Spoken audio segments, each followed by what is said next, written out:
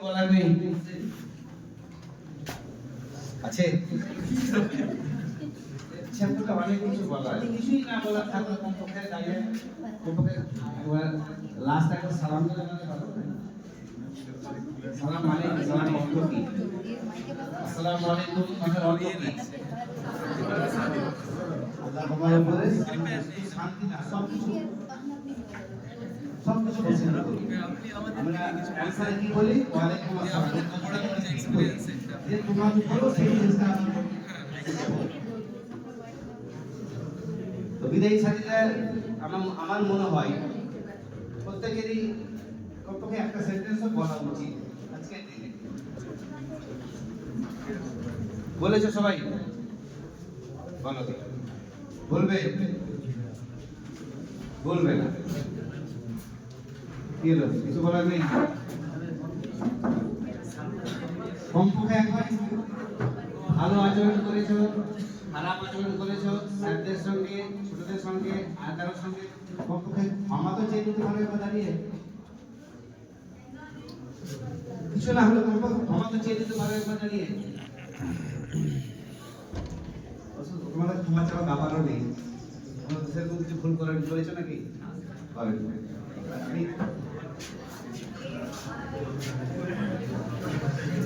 এবারে আমাদের সামনে ছাত্রছাত্রী উদ্দেশ্যে কিছু বলার জন্য মঞ্চে আহ্বান জানাচ্ছি প্রাইভেট ইনস্টিটিউটের সহকারী পরিচালক মহাশয় মোহাম্মদ ফারুক সাহেবকে।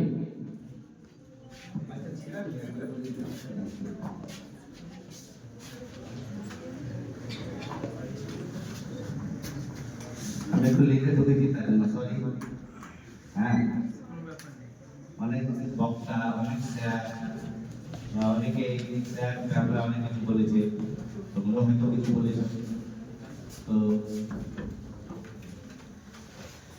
আমি হয়তো তোমাদের উদ্দেশ্যে দু চারটা কথা বলবো আজকে তোমরা আমাদের ব্রাইট ইনস্টিটিউটে ছিলে ভালো পরীক্ষা দিয়ে ভালো রেজাল্ট করে ভালো জায়গায় যাবে যেখানেই যাও আমাদের কথা একবার স্মরণ থাকবে তো স্যার বা ম্যাম হিসাবে আমরা তোমাদের কাছ থেকে কি চাইবো তোমরা বড় চাকরি করবে তো তোমাদের কাছ থেকে বলবো যে 1,00,000 টাকা মাসে বেতন পাচ্ছ তোমাদেরকে তোমাদেরকে আমরা পড়িয়েছিলাম মাসে মাসে 5,000 টাকা আমাদের দাও তো স্যার ম্যাম বলে কেউ বলে না একটু ভালো আচরণ ভালো শ্রদ্ধা দেখা হলে একটু ভালো মতো জিজ্ঞেস করা স্যার ম্যাম আপনারা কেমন আছেন স্যার ম্যামকে দেখা হলে তোমাদেরকে অবশ্যই বলবে জিজ্ঞেস করবে কি করছো কোথায় পড়ছো কি পড়ছো কেমন পড়ছো অবশ্যই দেখা হলে কথা বলবে স্যাররা স্যারদের দায়িত্ব কর্তব্য যতটুকু সম্ভব পালন করার চেষ্টা করে আর আমরা যেটা করি সেটা তোমরা তো কিছু করবে কাউকে ভালোবাসা দিতে গেলে ভালোবাসা পাওয়ার আশা করা যেতে পারে আমি কাউকে যদি ভালোবাসি ছোটদের দিকে আমি ভালোবাসি তাহলে ওদের কাছ থেকে আমি বড় হয়ে শ্রদ্ধা পাবো এটুকু আশা করতে পারবো নচেত তো না আমি যদি তোমাদের সাথে খারাপ ব্যবহার করি তোমাদের কাছ থেকে ভালো ব্যবহার আমি আশা কোনোদিনও করতে পারি না যেমন আমরা ব্যবহার করবো রিটার্নটা সেরকমই পাবো সেরকমই পাওয়া উচিত তো তোমরা এখান থেকে বেরিয়ে যাবে কিছুক্ষণ আগে আমাদের মুক্তা স্যার বলছিলেন অনেক কথাই বলেছেন গুরুত্বপূর্ণ কথা আজকে তোমাদেরকে তোমাদের বাবা মায়ের নামে চেনা যায় অমুকের ছেলে অমুকের মেয়ে তোমরা ভবিষ্যতে এমন জায়গায় গিয়ে দাঁড়াও তোমাদের নামে তোমার বাবা মাকে চিনবে একটু আগে উদাহরণস্বরূপ যেটা বললো শাহনওয়াজের বাবাকে কোনোদিন দেখিনি আমাদের রাইটারই ছেলে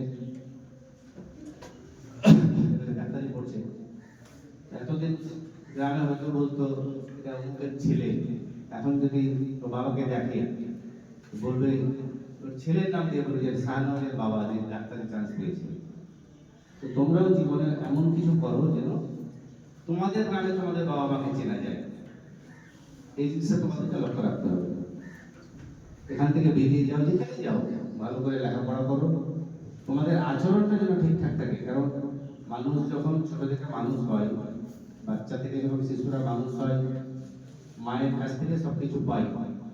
মা যদি ভালো ব্যবহার ভালো আচরণ শিখে থাকে, তাহলে বাচ্চারা কিন্তু ভালো আচরণ শিখে, ভালো কথাবার্তা শিখে। তারপর থেকে আমাদের দায়িত্ব পড়ে যায়। স্কুলে আসতো বিভিন্ন পরিবেশ থেকে, বিভিন্ন জায়গা থেকে, বিভিন্ন পরিবার থেকে, আমরা সবাইকে ব্যালেন্স রেখে একটা নির্দিষ্ট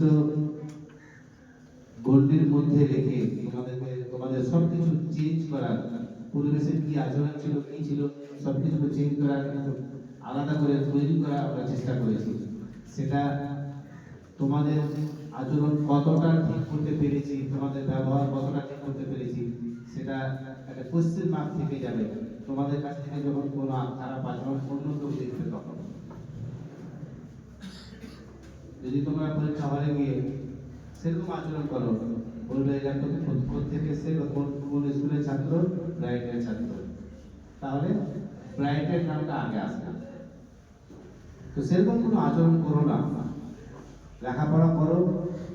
এখানে তোমরা ক্লাস অনেকেই 5 থেকে পড়ছে, অনেকেই আবার নার্সারি থেকে আসে না, নার্সারি থেকে মাধ্যমিক পর্যন্ত 10-12 বছর পড়ছো, 1 থেকে 10 10 বছরের দিকে নার্সারি থেকে 2 বছর পড়েছে, 12 বছর থেকে এখানে আসো। অনেকেই ক্লাস 5 থেকে অ্যাডমিশন নিয়েছে। তো যে যতদিনই পড়েছো এখানে, যতদিনই এসছো, আমাদের পক্ষ থেকে আমরা যতটুকু দেওয়ার চেষ্টা করেছি। আমরা হয়তো তোমরা যেভাবে চেয়েছো সেভাবে হয়তো দিতে পারি, সেটা তোমাদের চাওয়া পাওয়ার সঙ্গে তাল মিলিয়ে আমরা হয়তো চলতে পারিনি। তার জন্য আমি প্রতিষ্ঠানের পক্ষ থেকে তোমাদের কাছ থেকে ক্ষমা চেয়ে নিচ্ছি। পরবর্তীতে যেখানেই যাও, যেখানেই পড়ো, লেখাপড়াটা তোমরা করেছো এখানে যেভাবে, কিছুক্ষণ আগে মুক্তার সাথে বলছিলেন স্কুল থেকে, বিভিন্ন স্কুল থেকে আসে ছেলে মেয়েরা পড়তে, মাধ্যমিক পরীক্ষা দিতে, পরীক্ষা দিতে, ক্লাসে এক্সামিনের সামনে নকল করা, বিভিন্ন ধরনের কথা বলেছে। নকল করো তোমরা।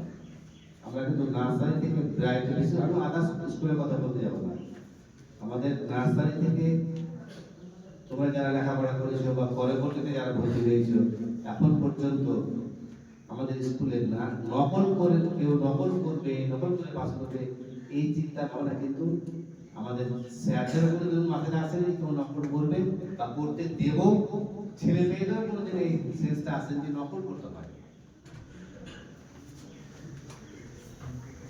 হয় ব্যতিক্রম আছে, প্রত্যেকটা জিনিসের একটা ব্যতিক্রম থাকে, তো সেরকম ব্যতিক্রম আছে, দেখা গেলে আসলে ছেলে মেয়ের মধ্যে একজন হয়তো সেরকম কোনো কাজ করে নিয়েছে, তো সেটা খুবই ঘৃণিত কাজ সেটা। কারণ আমাদের ব্রাইটে যদি পরীক্ষা হলে যদি কেউ নকল ধারা পড়ে যায়, সবাই ওর দিকে তাকায়, কারণ কেউ তো কোনোদিন নকল করেনি। আমরা তো কোনোদিন নকলের ধাঁধাই ধরেছি কি তোমরা? কোনোদিনও ধারিনি আমরা নকলের ধাঁধা। তাহলে পরবর্তীতে গিয়ে আমরা এই জিনিসটা ভাববো কেন?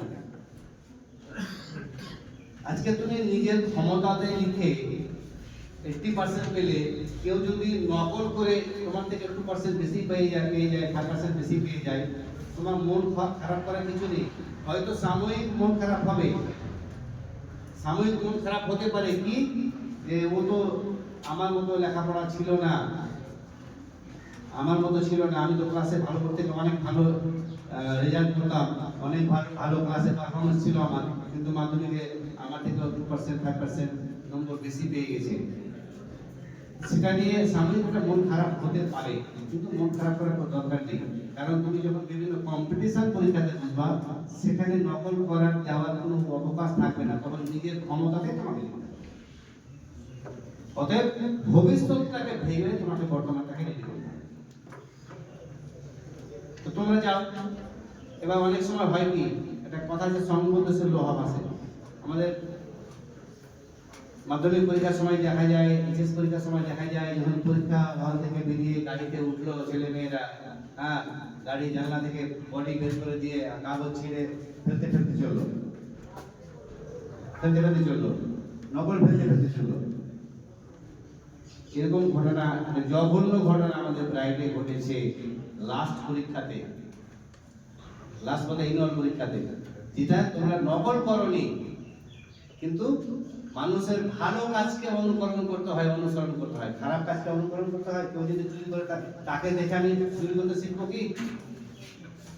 কেউ যদি ভালো কাজ করে তাকে দেখে আমি ভালো কাজ করতে শিখবো। আমি খারাপ জিনিসটা কেন আমরা অনুকরণ করব? তো মাধ্যমিক পরীক্ষার সময় দেখেছো সবাই কাগজ ফেলতে ফেলতে গাড়িতে আছে। মাধ্যমিক পরীক্ষা যখন শেষ হয়, ন্যাশনাল রাস্তা বা যে রাস্তা দিয়ে স্কুল যাওয়া যায়, স্কুল থেকে বেরিয়ে আসে গাড়ি থেকে, স্কুল থেকে গাড়ি বেরিয়ে আসে, সেই রাস্তা চতুর্দিকে দেখবে শুধু পেপার পড়ে থাকে, কেমন পেপার? ছিঁড়া পেপার ছিল, তার মধ্যে সাদা পেপার থাকে, নকল নকল নকল স্কুলে নিয়ে গিয়েছিল নকল করতে, সেটাও থাকে। তো সেই ঘটনাকে এখানে তোমরা ঘটিয়েছিলে লাস্ট পরীক্ষাতে, যেটা কোনোদিনও ব্রাইটে হয়নি। কি করেছিলে? হয়তো তোমরা করেছো, তোমার সহপাঠী বন্ধু বান্ধব কেউ করেছে। স্কুলের গেট থেকে বেরিয়ে তারপর থেকে সাদা পেপার ওটা তুলে চেক করা হয়েছে যে সত্যি কি এরা নকল, নকল না, সাদা পেপার এই অনুকরণ করেছে। যাওয়ার সময় সব স্টেটে ছেড়ে রেখেছে, এই গুলি থেকে শুরু হয়েছে রাস্তা পর্যন্ত ছেড়ে রেখেছে। কেন?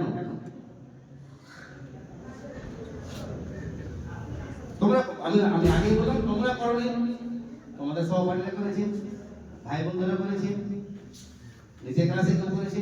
তো নিজের ক্লাসে এতটা এখনো শিখে উঠতে পারেনি যে পরীক্ষা দিয়ে যাওয়ার সময় কাগজ ছিল, ওরা এটা জানে না। তোমাদের কাছ থেকে হয়তো শিখবে। তো তোমরা ভালো কিছু করবে, তাহলে ছোট ছোট তোমাদেরকে দেখে শিখবে। আমরা কিছু ভালো করবো তো আমাদেরকে দেখে তোমরা তো শিখবে। তো সেই জিনিসটা আশা করি আমাদের ব্রাইটে আর কোনোদিন হবে না, সেটা আমরা অবশ্যই লক্ষ্য রাখবো।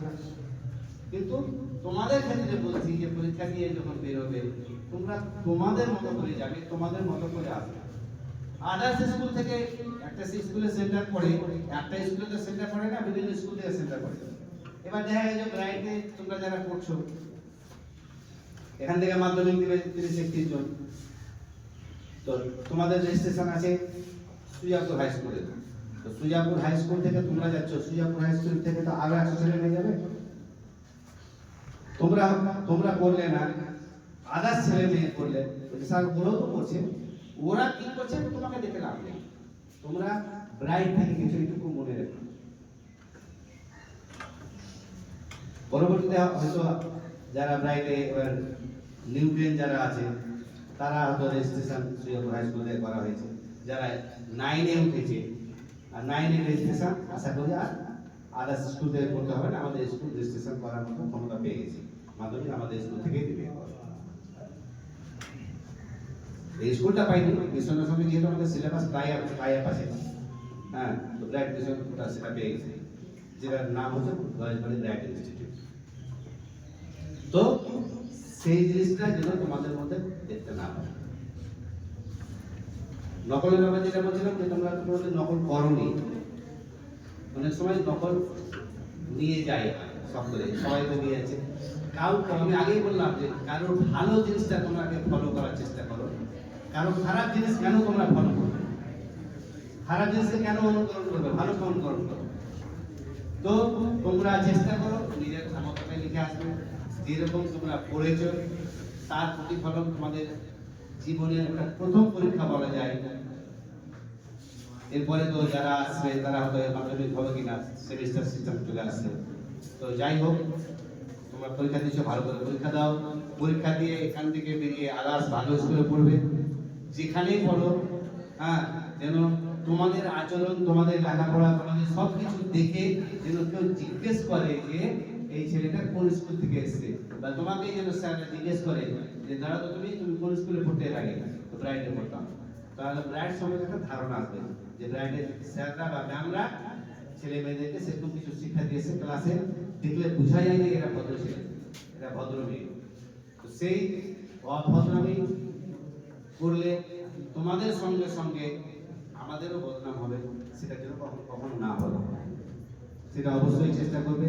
তোমরা এখান থেকে বেরিয়ে বড় হও, জীবনে অনেক বড় হও, বড় হয়ে যেটা বলছিলাম মোটামোটা টাকা মাইনে পাবে, আমাদেরকে কিছু 5% 10% দিলে হবে নাকি, আমাদের কিছু দিতে হবে না।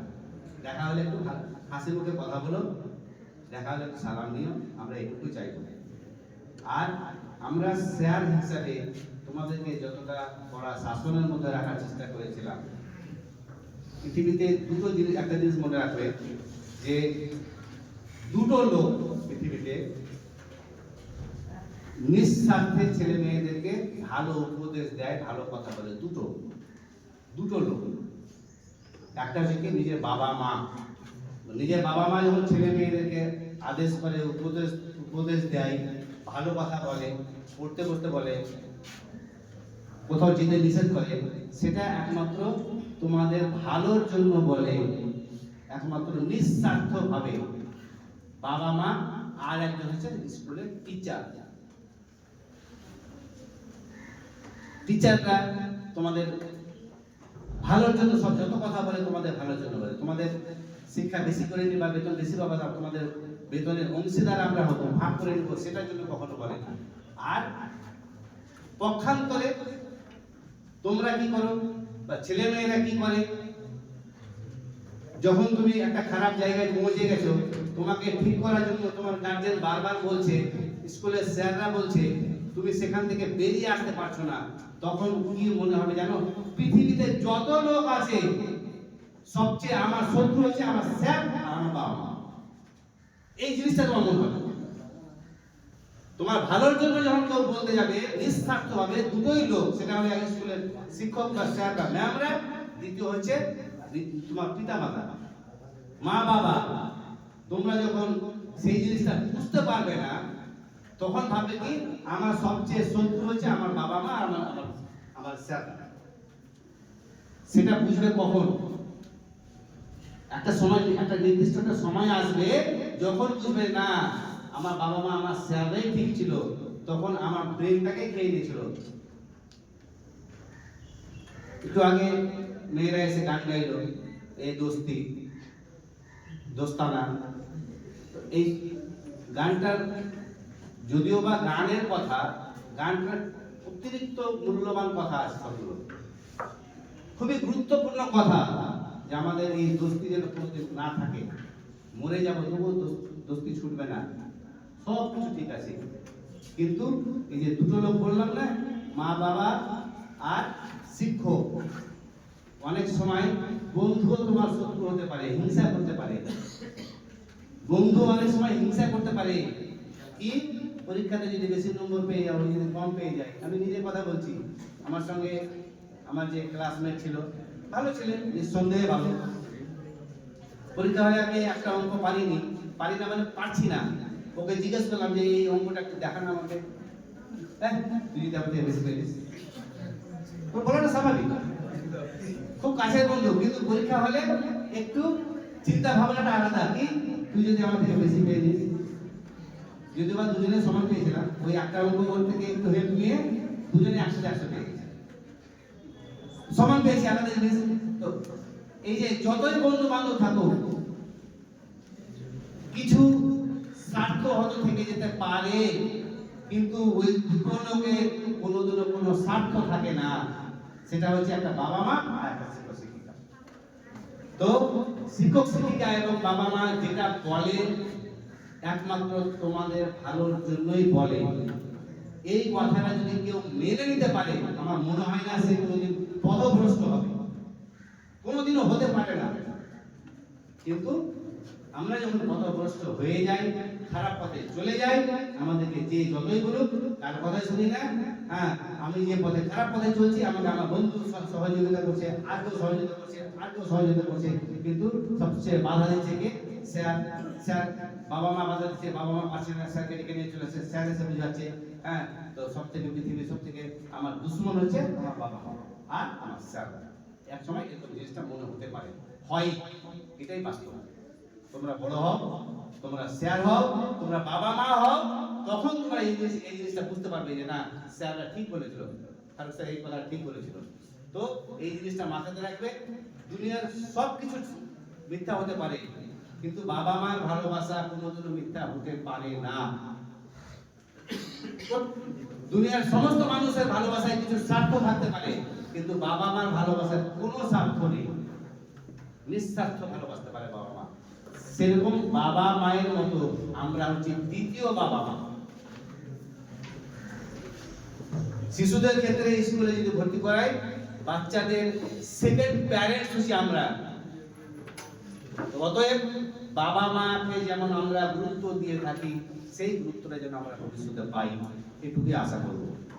বড় হয়ে বড় চাকরি করবে, ডাক্তার হবে, আমরা কি চাইবো? নাম করা ডাক্তার হয়েছে, আমার দরকার পড়েছে তোমার কাছে, আমরা যাবো তোমার কাছে, লাইন নাম লিখলাম, হয়তো তুমি ভিতরে আছো জানি না, হয়তো তোমার সাথে যে আমার যোগাযোগ থাকে, বা হয়তো কাউকে যে ফোন করালাম যে আমাদের শাহনওয়াজ ডাক্তার হয়ে গেছে, শাহনওয়াজকে বলো আমি চেম্বারে যাবো, আমার শরীরটা চেক আপ করার জন্য, শরীরটা ভালো করছে না। শাহনওয়াজ যদি জানতে পারে কি করবে, শাহনওয়াজ সব ছেড়ে রাখে, স্যারকে ডাকবে, স্যার আপনি আসেন, আপনি আগে আসেন, স্যারকে দেখবেন, তারপরে অন্য পেশেন্ট দেখবেন। এটাই হওয়া উচিত। আর আমরা এইটুকুই চাই না, অন্য কিছু চাই না যে তুমি বেশি বেতন পাচ্ছ তো আমাদেরকে একটু শেয়ার করো, আমাদেরকে একটু দাও, সেটা আমরা কখনো চাইবো না, চাই না। কিন্তু আমাদের সঙ্গে তোমরা ভালো ভালো জায়গায় পৌঁছালে, আমরা যদি তোমাদের দ্বারস্থ কোনোদিন হই, আমাদের কাজটা তাড়াতাড়ি হবে, কিন্তু আমরা আশা করতে পারি। আশা করি তোমরা ভালো জায়গায় যাও, তোমাদের দ্বারস্থ আমরা হই। আমরা চাইছি তোমাদের দ্বারস্থ যেন আমরা আমাদেরকে হতে হয়।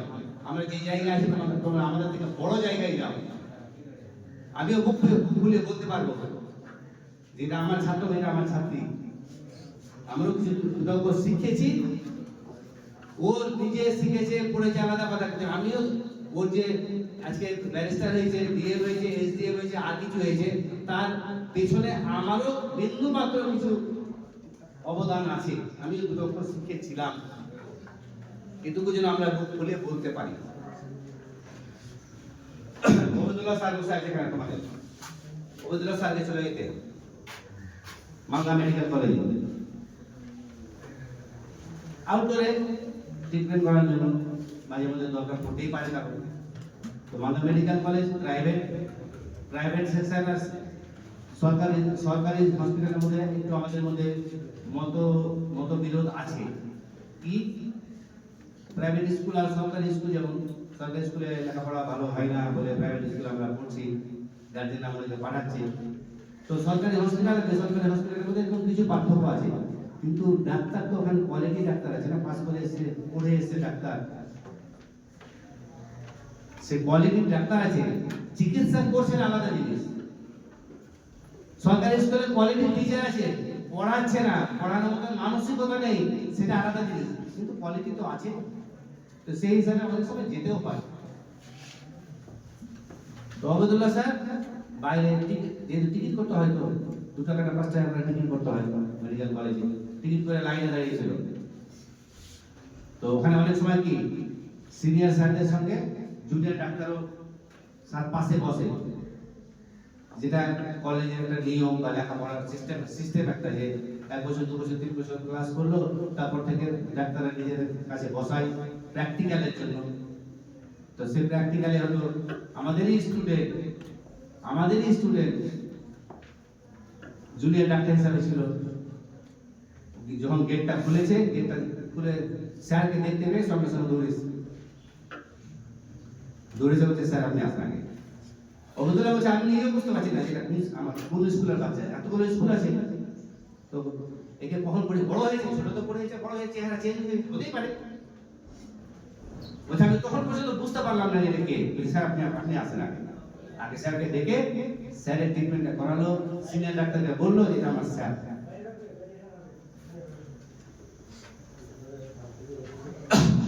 তো তখন স্যার যেটুকু খুশি বা আনন্দ উপভোগ করেছিল, সেটা ভাষায় প্রকাশ করা যাবে না। তো তোমরাও সেই জায়গায় যাও, যেন পরবর্তীতে আমাদের অসময়ে তোমাদেরকে যেন আমরা পাশে পেতে পারি, এটুকু আমাদের সবসময় মানে আশা করবো, দোয়া করবো তোমরা বড় হও, বড় হয়ে বড় জায়গায় যাও, এবং আমাদের স্কুলের নাম রক্ষা করো, গার্জেনের নাম রক্ষা করো, গ্রামের নাম রক্ষা করো, এলাকার নাম রক্ষা করো, আত্মীয় স্বজনে যেন বলতে পারে এটা আমার ভাগ্নে, এটা আমার ভাগ্নি, এটা আমার ভাতিজা, ওরা যেন বুক খুলে বলতে পারে। তো সেই জায়গাতে তোমরা যাও, সেই দোয়া, সেই শুভকামনা আমাদের পক্ষ থেকে আমাদের অবশ্যই থাকবে। সেটা তোমরা গিয়ে ভালো করে পরীক্ষা দাও, পরীক্ষা দিয়ে আশা করি তোমাদের যেরকম তোমরা চাইছো, যেরকম প্রস্তুতি নিয়েছো, সেরকমই ফলাফল আশা করি হবে। পরবর্তীতে ভালো স্কুলে ভর্তি হও, তোমাদের ভবিষ্যৎ সাফল্য কামনা করে আমি আমার ছোট বক্তব্য শেষ করছি। আসসালামু আলাইকুম।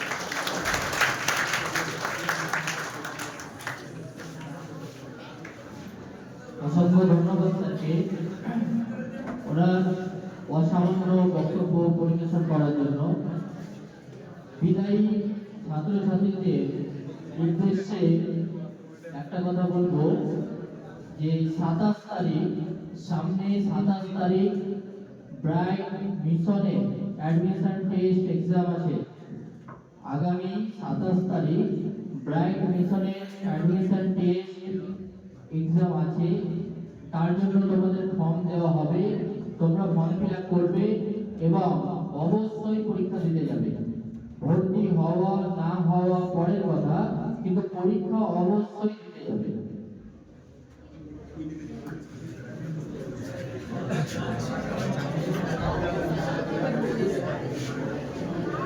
মাঝখানে আমি আরেকটু ডিস্টার্ব করছি, অনেকক্ষণ ব্যাখ্যা করলাম, আরেকটু ব্যাখ্যা করি। যখন পরীক্ষা দেওয়ার কথা বললো যে অ্যাডমিশন টেস্ট পরীক্ষা আছে, তোমরা পরীক্ষাতে বসো, অসুবিধা নেই। ভর্তি কে কোথায় হবে পরের গল্প। তবে তোমাদের বলি, তোমাদের থেকে অবশ্য তোমাদের গার্জেনদের উদ্দেশ্যে আমার বলার মানে বেশি প্রয়োজন ছিল কি, যে তোমরা মাধ্যমিকের পরে আমরা নার্সারি থেকে শুরু করে মাধ্যমিক পর্যন্ত ক্লাস 10 পর্যন্ত সব সাবজেক্ট পড়লাম, সবই পড়েছি। মাধ্যমিকের পরে আবার ভাগ আছে। এতদিন 100% সাবজেক্ট পড়েছি, মাধ্যমিকের পরে গিয়ে এইচএস যখন পড়বে তখন দেখা গেছে যে 100% থেকে 50% মাইনাস হয়ে গেছে। 50% মাইনাস, 50% চলে গেল সায়েন্সের দিকে, 50% চলে গেল আর্টসের দিকে। তো তোমরা আর্টস পড়বে না সায়েন্স পড়বে, তোমাদেরকে চিন্তা ভাবনা করতে হবে। এবার যখন আর্টস পড়বে, এইচএস দিলে, এইচএস এর পরে যখন আবার গ্র্যাজুয়েশন করতে যাবে, তখন দেখা গেছে এইচএসটা যদি 100% হয় তো 60-70% মাইনাস করে আবার 30% শুধু পড়তে হবে একটা নির্দিষ্ট সাবজেক্টে। মানে এইচএস এ যতগুলো সাবজেক্ট ছিল, গ্র্যাজুয়েশনে গিয়ে দুটো সাবজেক্ট মাইনাস হয়ে গেল, 60% থাকলো, তিনটা সাবজেক্ট থাকছে 10। সেখান থেকে যখন মাস্টার ডিগ্রি করতে যাবে সবগুলো বাদ দিয়ে আবার একটা সাবজেক্ট নিয়ে চললো। আস্তে আস্তে রাস্তাটা সংকীর্ণ হচ্ছে। এখান থেকে যেভাবে পড়ে গেলে উপরে গিয়ে কিন্তু আস্তে আস্তে ভাগ হয়ে যেত। তোমরা এইচএস যখন পড়বে, মাধ্যমিকের পরে যখন 11-এ ভর্তি হবে, আর্টস পড়বে না সায়েন্স পড়বে। এখন আবার সায়েন্স পড়াটা একটা ফ্যাশন হয়ে গেছে। হ্যাঁ, সায়েন্স পড়াটা একটা ফ্যাশন হয়ে গেছে। মানুষ তো বলতে পারবে আমি সায়েন্স পড়ছি। সায়েন্স ভালো ছাত্ররা পড়ে, এটা ঠিক কথা। অনেক ভালো ভালো ছাত্র আছে যারা সায়েন্স পড়বে না, আর্টসই পড়তে পারে। দেখা গেল সায়েন্সে পড়তে গেলে স্কুলে টপ করবে, আমি আর্টসে পড়ে টপ করতে পারবো, আমি আর্টসে পড়বো। তো তোমরা ওটা নিজেরা বিবেচনা করে যে আমি আর্টস পড়বো না সায়েন্স পড়বো। এবার সায়েন্স যখন পড়বে, আর্টস পড়লে এর দিকগুলো আলাদা, সায়েন্স পড়লে এর দিকগুলো আলাদা। যখন সায়েন্স পড়বে তো সায়েন্স পড়বে, তারপরে কি করবে? 11-12 সায়েন্স পড়বো, সায়েন্সের পরে কি করবো, এই জিনিসটা তোমাকে একটু আগে ভাবতে হবে। এই জিনিসটা একটু আগে ভাবতে হবে। হয়তো গার্জেনরা হয়তো ঠিক বুঝে উঠতে পারছে না, বা তোমরাও বুঝে উঠতে পারছে না যে সায়েন্স পড়বো, তারপরে কি করবো দেখা যাবে, আগে এইচএস পাস করি তারপরে দেখা যাবে। আমার এটা বলার উদ্দেশ্য অন্য কিছু আছে, যে যদি কেউ সায়েন্স নিয়ে কোনো মিশনে কোনো স্কুলে যদি ভর্তি হও, তারপরে তোমাদের টার্গেট যদি থাকে যে নিট পড়বো, ডাক্তারি পাস করবো, হ্যাঁ ইঞ্জিনিয়ারিং করবো, যদি নরমালি মনে হয় যে না আমি এরপরে গ্র্যাজুয়েশন করবো, সায়েন্স নিয়ে আমি সায়েন্সের যে কোনো একটা ম্যাথ হোক, ফিজিক্স হোক, অনার্স নিয়ে আমি কলেজে পড়বো, সেটার চিন্তা ভাবনা আলাদা। তো যদি মনে করি না আমি সায়েন্সের পরে 11-12 পড়ার পরে আমি আলাদা লাইনে যাব, নিট করব, ইঞ্জিনিয়ারিং করব। তো যদি কেউ নিট পড়ো, নিট বলতে ডাক্তারি হওয়ার জন্য যে পরীক্ষাটা হয় ওটাকে নিট বলছে। কেউ যদি নিট পড়তে চাও তো আমি বলবো আগে থেকে চিন্তা ভাবনা করে নিটটা করে 11-12 যেখানে পড়বে, যে মিশনে বা যে স্কুলে পড়বে সেটা মাথাতে রেখে পড়তে হবে। আমি কারো বদনাম করছি না, কারণ আমারও মেয়ে নিটের কোচিং নিচ্ছে। এখন কোচিং নিচ্ছে মানে কি, মাধ্যমিক দিয়েছিল আলামিন থেকে, এইচএস দিল আলামিনের টপ র্যাঙ্ক থেকে। তোমরা হয়তো অনেকে জেনে গেছো যে যদি 11-এ যদি আমি আলামিনে ভর্তি হয় তো ছেলেদের ক্ষেত্রে সবচেয়ে ভালো র্যাঙ্ক কোনটা? সাঁতরাগাছি। জেনে গেছো, অনেকে জানো। যারা ভাবছো আলামিন নিয়ে, মেয়েদের টপ র্যাঙ্ক কোনটা? উলুবেড়িয়া, সনেহার। উলুবেড়িয়াতে 3টা মেয়েদের মিশন আছে, বিউটি, সনেহার আর গঙ্গারামপুর। তো মেয়েদের ওয়েস্ট বেঙ্গলের মধ্যে টপ হচ্ছে সনেহার, ছেলেদের টপ হচ্ছে সাঁতরাগাছি। ভেবে রেখেছো মানে কি, পরীক্ষা দিব, চান্স পেলে সাঁতরাগাছিতে ভর্তি হবো। সাঁতরাগাছিতে ভর্তি হও আর সনেহারে ভর্তি হও। যদি তোমাদের টার্গেট থাকে নিট, তাহলে তোমাকে আগে থেকে ভাবতে হবে যে 11-12টা আমার নিটের মতো করে ক্লাস হবে কিনা বা হচ্ছে কিনা, কোথায় হবে সেটা অবশ্যই ভাবতে হবে। কারণ আমি যখন আমার মেয়েকে 11-এ ভর্তি করলাম, সব থেকে টপ ব্রাঞ্চে, লেখাপড়াতে খুব খারাপ না, খুব ভালো না, ছিল মোটামুটি। তো ওখানে ভর্তি করলাম, 11 পড়লো, 12 পড়লো। আমি ব্যক্তিগতভাবে বলছি যেটা, যে আমার ভুল হতেই পারে। আমি নিজে শিক্ষা প্রফেশনের থেকে নিট সম্পর্কে আমার কোনো ধারণাই ছিল না। আমি এটুকু জানতাম যে 11-12 সায়েন্স নিয়ে পড়বে, পড়ার পরে তারপরে নিটের জন্য পড়বে, আবার ডাক্তারি হওয়ার জন্য পড়বে। আমি এটুকু জানতাম। এত আমার ভুল ধারণা ছিল যে 11-12 পড়বে, পড়ার পরে তারপরে নিট পড়বে। নিট কি করবে? নিটের কোচিং নেবে, তারপরে পরীক্ষাতে বসবে, পাস করলে ডাক্তারি করবে। যখন মেয়ে এইচএস পাস করে আসলো, বা পাস করার 3 মাস আগে থেকে যখন আমি ভাবছি নিটটা নিয়ে, যে নিটটা কি জিনিস, তখন আমি জানতে পারলাম মুক্তা স্যারের কাছ থেকে যে নিটটা ওটা না, আপনি যেটা ভাবছেন নিট ওটা না। তো নিট কোনটা তাহলে? 11-12 পড়ার পরে নিট করতে হবে ওটা না। নিট মানে হচ্ছে 11-12 এর যে সিলেবাসটা সায়েন্সের, ওটাই নিট। শুধুমাত্র ম্যাথ বা বাংলা ইংরেজি বাদ, ম্যাথ আর বাংলা ইংরেজি বাদ দিয়ে বাকি যে 3টা সাবজেক্ট থাকছে, হ্যাঁ, সেগুলো হচ্ছে নিট। ফিজিক্স, কেমিস্ট্রি, দুটো সাবজেক্ট, বায়োলজি, এটি হচ্ছে নিট। এটি নিট কেমন বলছে যে 11 এর যে সিলেবাসটা আছে সেখান থেকে নিটের কোশ্চেন হবে 60% আর 12 থেকে হবে 40%। অতএব যদি কেউ নিট পড়বে মনে করে, তাকে 11টাও কভার করতে হবে, 12টাও কভার করতে হবে নিট বেসিসে। একটাই বই, নিট বেসিস, আবার বোর্ড বেসিস। তোমরা যখন পড়বে বুঝতে পারবে নিট বেসিসটা কি আর বোর্ড বেসিসটা কি। বোর্ড বেসিস মানে কি, এইচএস পরীক্ষাতে ভালো নম্বর পেতে গেলে যেভাবে পড়া দরকার সেটা হলো বোর্ড বেসিসের ক্লাস। আর যদি কেউ মনে করে যে আমি নিট পরীক্ষা দেব, তাহলে নিট বেসিসে পড়তে হবে। নিট বেসিসের পড়াটা একটু টাফ। কেমন টাফ? বোর্ড বেসিসে দেখা গেল যে এটা চ্যাপ্টার থেকে 10টা কোশ্চেন, 10 বছরের কোশ্চেন দেখলাম, এই 10টা কোশ্চেনই আসে, ওই 10টা কোশ্চেনই করলাম, এটা হলো বোর্ড বেসিস। আর নিট বেসিস কি, এই চ্যাপ্টার থেকে 50টা কোশ্চেন হতে পারে, ওই চ্যাপ্টারটাকে প্রতিটা লাইনকে ঘুরিয়ে ফিরিয়ে কতগুলো কোশ্চেন হবে? 50টা কোশ্চেন হবে। 50টা কোশ্চেনই আমি রেডি করলাম, ওটি आंसर ক্লিয়ার করলাম। এটা হলো নিট। তো যদি আমি নিট বেসিস করি তাহলে আমার বোর্ড বেসিসও হয়ে গেল। তো এই আমার ভুল ধারণাটা তোমাদের মধ্যে যেন না আসে, যে যদি কেউ মনে করে যে আমি নিটের জন্য পরবর্তীতে ভাবতে পারি, তাহলে যেখানেই ভর্তি হও আগেই ওটা চিন্তা ভাবনা করে নেবে যে ওখানে নিট বেসিসে ক্লাস হয় কি না। যদি না হয় তাহলে তোমার 2 বছর লস। এইচএসে তুমি ভালো রেজাল্ট করলে, কিন্তু তুমি নিটের জন্য আবার তোমার 1 বছর করতে হবে, যেটা আমার মেয়ের ক্ষেত্রে হয়েছে। 11 12 নিট যতই ভালো, বললাম তো আগামী মিশনের সবচেয়ে টপ ব্রাঞ্চ, ওখানে যতগুলো ছেলে মেয়েরা আছে, যদি মিশন মনে করতো যে আমি এদেরকে নিটে 1 চান্সে লাগাতে হবে, 1 চান্সে লাগিয়ে দিব, 60 থেকে 70% মেয়ে 1 চান্সে লাগবে, কিন্তু ওরা নিট বেসিসে পড়াই না ঠিকঠাক ভাবে, শুধু নামে।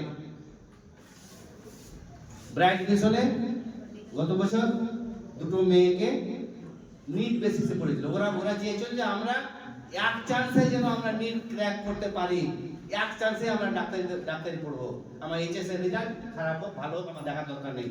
কেউ যদি এইচএস এ তোমরা পাস করলা 50% পেয়ে পাস করলা, মাত্র 50%, 500 তে 250 মাত্র পেলে, আর 1 চান্সে ডাক্তারিও চান্স পেয়ে গেলে, তোমাকে কেউ জিজ্ঞেস করবে না এইচএস এ কত নম্বর পেয়েছিলা, কেউ জিজ্ঞেস করবে না, ও নিট ক্র্যাক হয়েছে 100 তে 1 চান্সে, ওটাই জিজ্ঞেস করবে, এটা কেউ মনে রাখবে না। তো দুটো মেয়ে আলামিন মিশনের সাঁতরাগাছি ব্রাঞ্চ থেকে ব্যাক করে এসেছিল। কেমন ব্যাক করে আসলো? ওদের চাহিদা আছে আমরা পড়বো, ওখানে যখন গার্জেন ভর্তি করালো, বোর্ডে র্যাঙ্ক করেছিল মেয়ে মাধ্যমিকে, 11-এ ভর্তি হলো, ওখানে 2 মাস ক্লাস করার পরে গার্জেনকে বলছে যে আমার পক্ষে এখানে থাকা সম্ভব হবে না। কেন?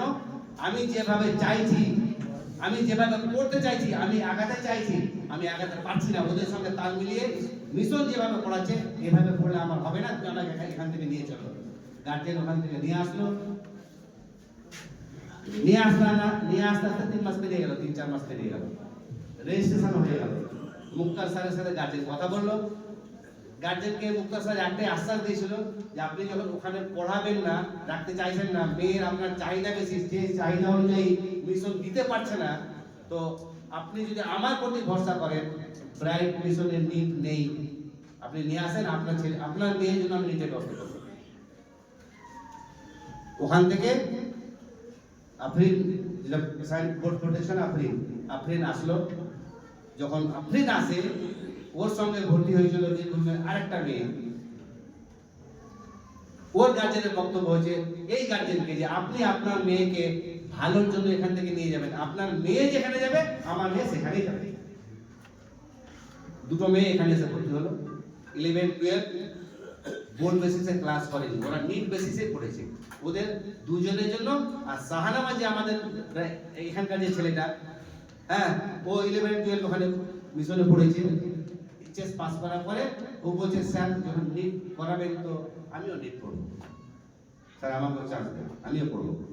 যদিও বা স্যাররা বলেছেন যে না, তোর দ্বারা নিট পড়া সম্ভব হবে না, মনের জোর ছিল যে না আমি পড়বো, আমি পারবো, চেষ্টা করবো স্যার, হবে না 1 বছর আমি চেষ্টা করি, তারপরে দেখা যাবে। তো 3 জনকে নিট বেসিসে পড়িয়ে 3 জনই ডাক্তারি পড়ছে।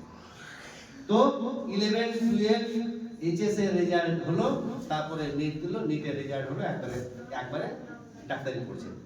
তো 1 চান্সে পড়ছে কেন? 11-12টা সেই নিট বেসিসে ক্লাসগুলো করেছিল, যেরকম ভাবে চেয়েছিল সেরকম ভাবে দেওয়ার চেষ্টা করা হয়েছিল।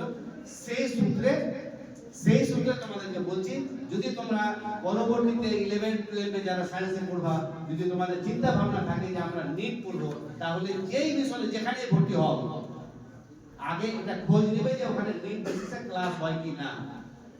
তোমাকে 1 চান্সে নিট ক্র্যাক করতে হবে এটা বলছি না আমি, পরের বছরই হোক, কিন্তু সিলেবাসটা তোমার যদি কভার থাকে তাহলে কিন্তু তোমার পরীক্ষাতে পরবর্তীতে সুবিধা হবে।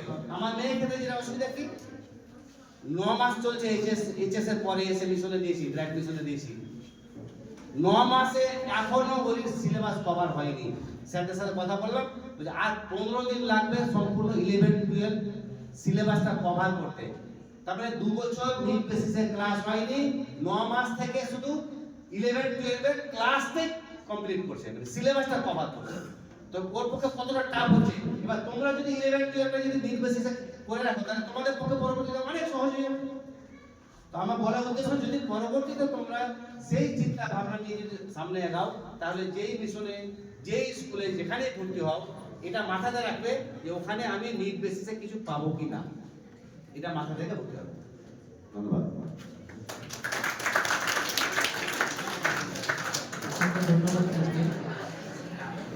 এবারে বিদায়ী ছাত্রছাত্রীদের নাম বলবো, যাদের নাম বলবো তোমরা মঞ্চে চলে আসবে এবং আমি আমাদের স্কুলের দুজন স্যারকে মঞ্চে ডেকে নিচ্ছি।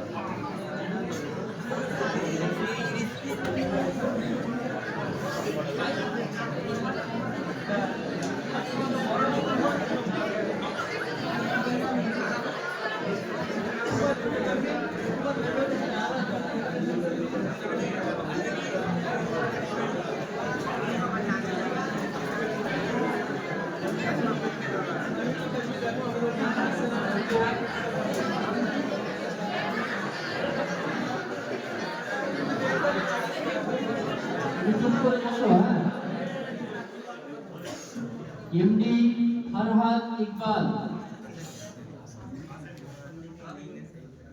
আকিব শাহী বিশ্বাস,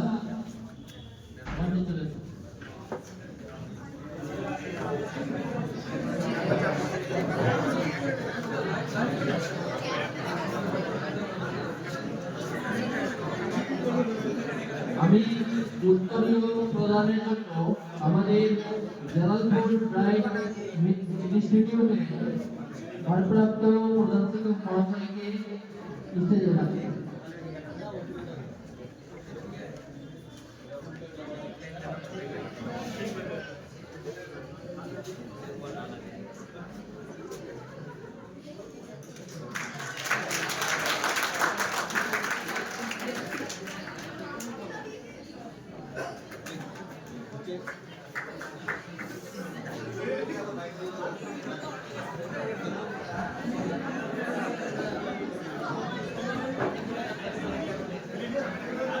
এমডি ইমরান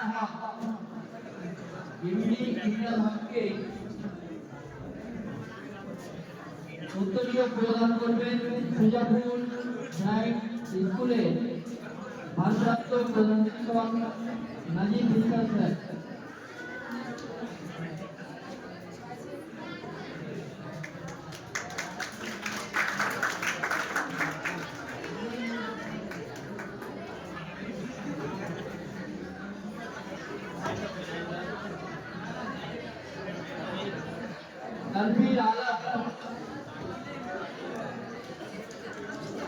তানভীর আলমকে উত্তরীয় প্রদান করবেন স্যার।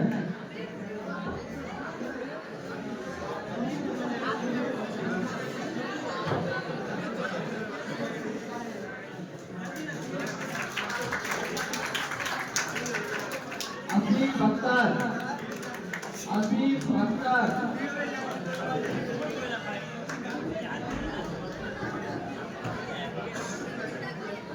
আসিফ আক্তারকে উত্তরীয় প্রদান করবে বারিয়াপুর শাখার মিজানুর রহমান স্যার।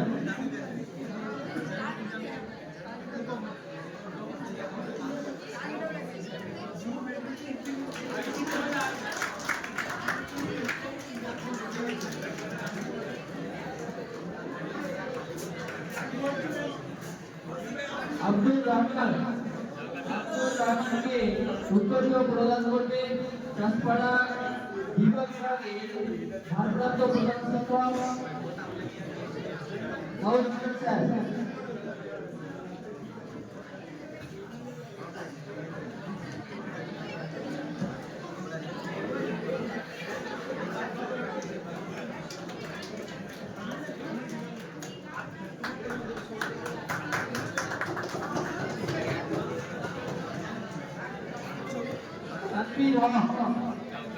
তানভীর হককে প্রদান করবে চাষপাড়া মর্নিং শিফটে ভারপ্রাপ্ত শিক্ষক আজমানী হক স্যার।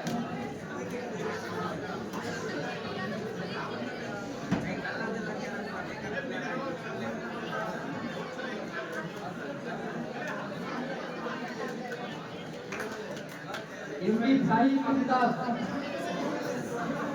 এমডি ফাইল অমিতাভকে উত্তরীয় প্রদান করবে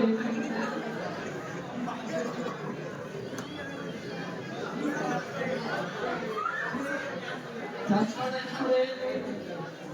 কোচিং বিভাগে ভারপ্রাপ্ত শিক্ষক পরিচালক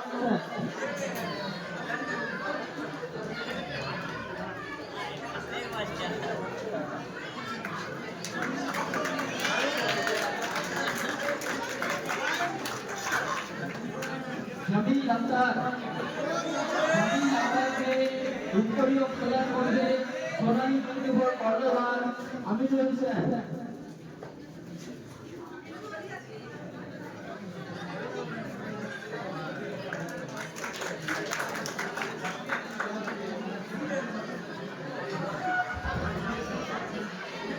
এমডি তসলিম শেখ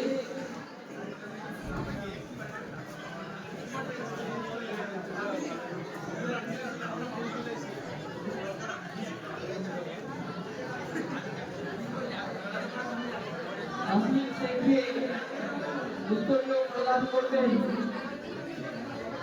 মুস্তাফিজুর স্যার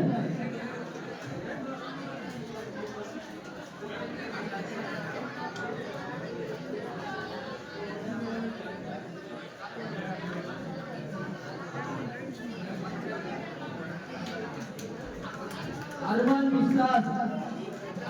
বিশ্বাসকে উত্তরীয় প্রদান করবে সাবিক স্যার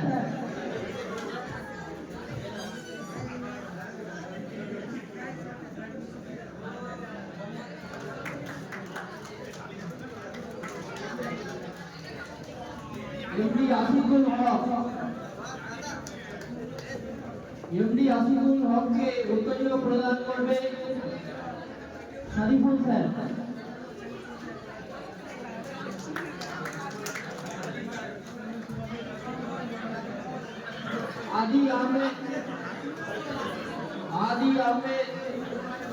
আদি আহমেদকে উত্তরীয় প্রদান করবে মারুফ স্যার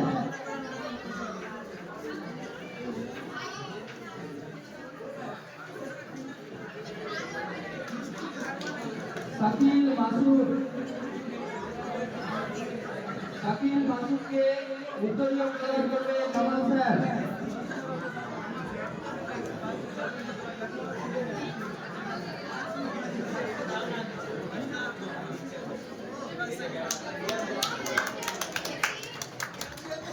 এমডি নিসার আলম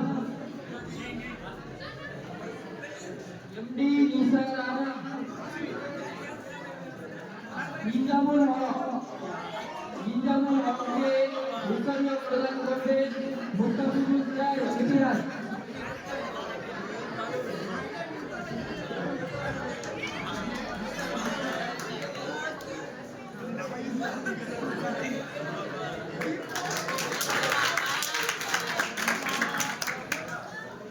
শাহনওয়াজ ইসলাম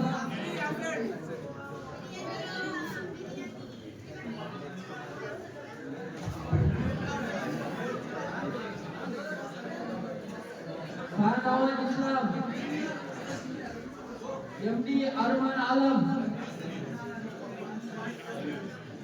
ফারহান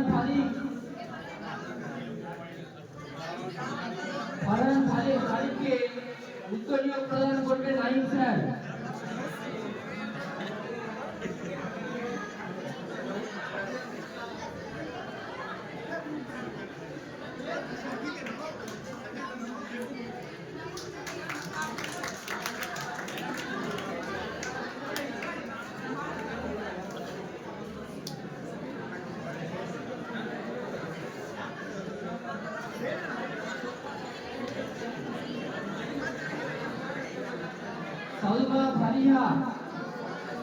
সালমা ফারিয়াকে উত্তরীয় প্রদান করবে নাসরিন ম্যাম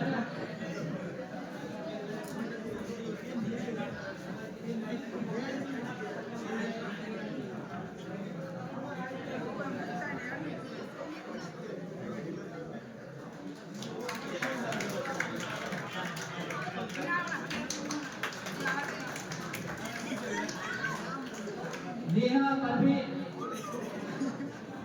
পারভিনকে উত্তরীয় প্রদান করবেন মৌসুমী ম্যাম।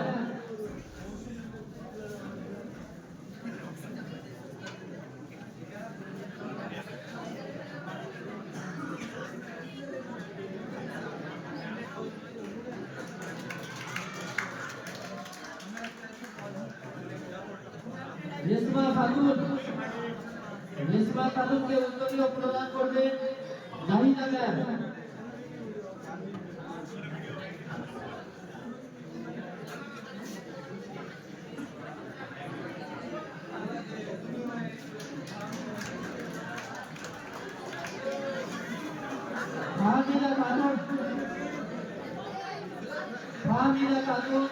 ফাহমিদা খাতুনকে উত্তরীয় প্রদান করবেন সালমা ম্যাম।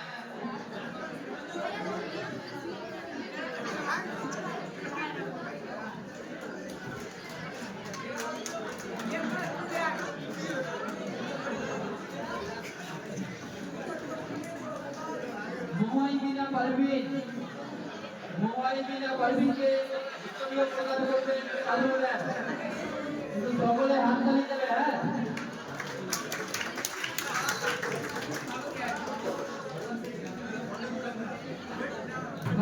মারানা খাতুন,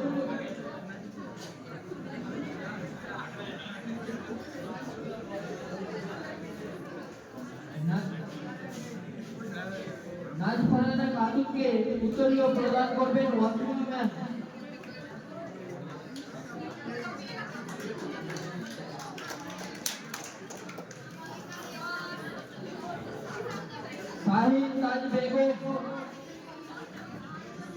শাহিন তাজ বেগমকে উত্তরীয় প্রদান করবেন নূরজাহান ম্যাম।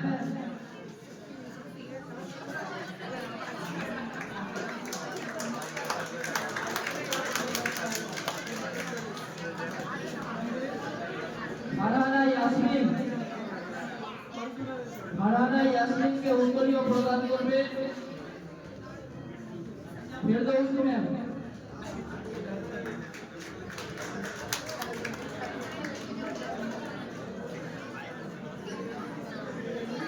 শাবনাম পারভিনকে উত্তরীয় প্রদান করবেন ফেরদৌসী ম্যাম।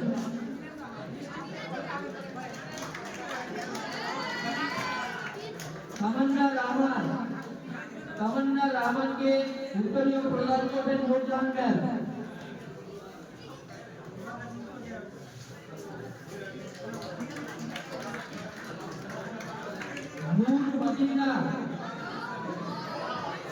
নূর মদিনাকে উত্তরীয় প্রদান করবেন ওয়াসিমা ম্যাম।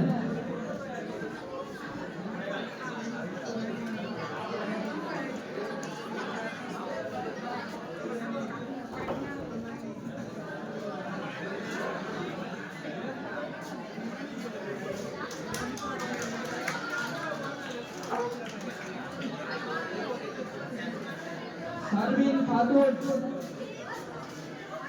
খাতুনকে উত্তরীয় প্রদান করবেন আমাদের সহকারী পরিচালক মহাশয়।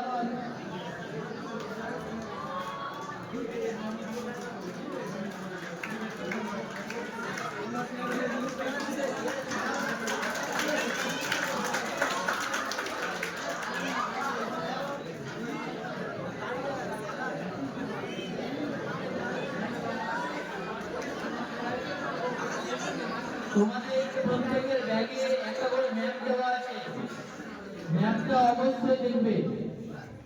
হিস্ট্রি ম্যাপ, ইতিহাসের ম্যাপ দেওয়া আছে, তোমরা অবশ্যই সেটা দেখবে। আর সামনে শুক্রবার এবং শনিবার তোমাদের অ্যাডমিট কার্ড দেওয়া হবে।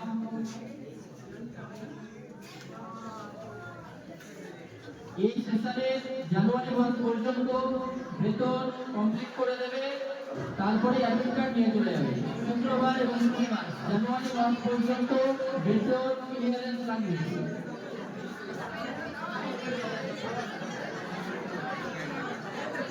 এবারে আমাদের অনুষ্ঠানের সূচনা হয়েছিল সভাপতির অভিভাষণের মাধ্যমে।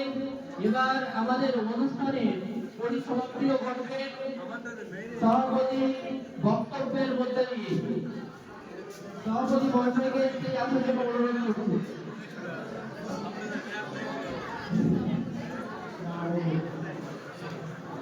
এখন থেকে আমি যুবক অনেকক্ষণ থেকে তোমরা অনেক শিক্ষিত আছি অনেক কিছু জানবে অনেক কিছু তোমাদের আগে কথা বলার বলছে শুধু আগে আমি দু একটা কথা বলেছি এই যুব সবাই আমরা সবাই চাই সমস্ত কিছু চাই তাই নিয়ে তোমরা ভালো করে পড়াশোনা করো তোমাদের অ্যাডমিশন যেন ভালো হয় সকলে আমরা আমি আজকে ভজনে খেলা নামাজেও দোয়া করেছি যে আল্লাহ তাদের গুলো লিখতে কোনো অসুবিধা না হয় যেন পরীক্ষায় যেন ভালো হয় সত্যি বলছি আজকে আমি ভজনে এখানে নামাজের ঘরে খেলে দোয়া করেছি যে তোমাদের রেজাল্ট যেন ভালো হয় তোমরা যেন ঠিকভাবে লিখতে পারো মানে আমরা কি চাই আমরা শুধু চাই তোমরা যেন ভালো জায়গায় যাও অনেক ডাক্তার হয়েছে আমাদের স্কুল থেকে আমরা গর্ব করে বলতে পারি যে যেমন আমাদের মালদায় অনেক ডাক্তার আছে যেমন কালিয়াচকে আমাদের সামনে একটা ডাক্তার আছে ডাক্তার আছে তোমরাও তাদের মধ্যে তোমাদের জন্য ডাক্তার হও আরো বড় হয় এইটুকু আমরা আশা করি তোমাদের কাছ থেকে তোমরা ভালো করে পড়াশোনা করে যখন লিখবে মাথাটা ঠান্ডা করে আসতে কি করছে কোনো দিকে দেখাবে না তোমাদের রেজাল্ট ভালো হলে কামনা করি এবং সবাই শুভ হয়ে অনেকক্ষণ থেকে তোমরা শুনতে অনেকক্ষণ শুনে সব বিরক্ত হয়েছে আমাদের অনুষ্ঠান এখান থেকে আমরা শেষ করছি